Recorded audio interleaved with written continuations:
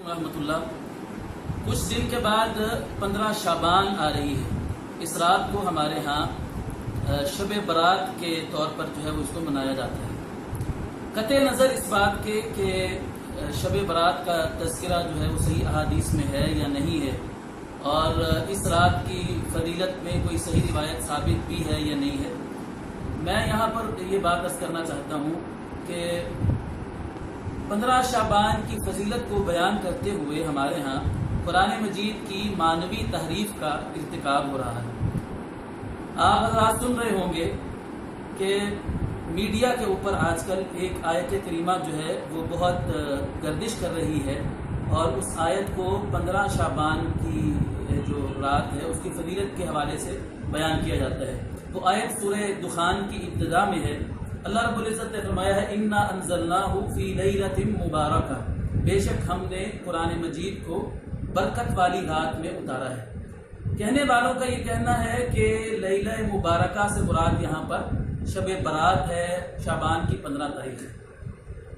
दूसरी तरफ हम जब कुरान मजीद में देखते हैं तो अल्लाह रब्बुल इज़्ज़त ने कुरान मजीद के नुज़ूल के लिए लैलतुल क़द्र का जिक्र फरमाया है।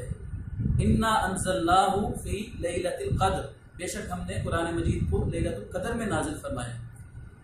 एक मुसलमान इस बात को बखूबी समझ सकता है कि अल्लाह रब्बुल इज़्ज़त का कलाम कुरान मजीद हर किस्म के तजाद से पाक है।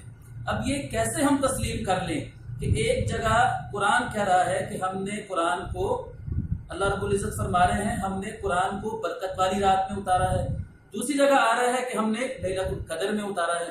तो इस बात को माने बगैर कोई चाराकार नहीं है कि लैलतुल क़द्र ही बरकत वाली रात है और बरकत वाली रात ही लैलतुल क़द्र है। इस मसले को हल करने के लिए हम कुरान मजीद का एक और मकाम अगर देखते हैं कि शहरु रमज़ान अल्लज़ी उन्ज़िला फ़ीहिल कुरान, रमज़ान वो महीना है जिसमें कुरान नाजिल हुआ है। अब ये तो हर मुसलमान जानता है, बच्चा बच्चा जानता है कि लैलतुल क़द्र जो है वो रमज़ान में आती है। तो इस चीज़ को भी जब हम सामने रखते हैं तो इस बात को माने बगैर चारा नहीं है कि लैला मुबारका जिसको सूरह दुखान में कहा गया है वो लैलतुल क़द्र ही है जो रमज़ान में आती है।